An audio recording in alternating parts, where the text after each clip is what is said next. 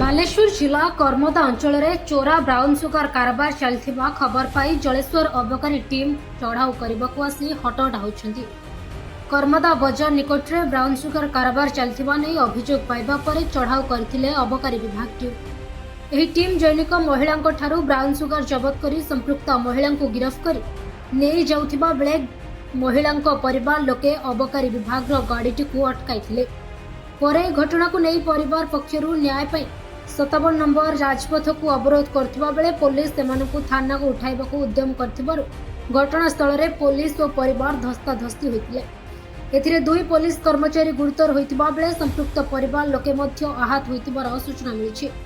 मैं खबर पाइले कमदा केस पाके जो ब्रांच में देखा होदी सेते मैं तोड़ करे आसी सेते विपुलकरण ब्रांच रे जबत करछि किंतु जनक लेडीज नै छी ता साथ गंडगोल सब करछन्ती हम गाड़ी बोलर गाड़ी चाबिटा छड़े नै जहाँ फल उठाई नहीं से स्टाफ मान बाड़ाड़ कर 3-4 जन ग्रुप।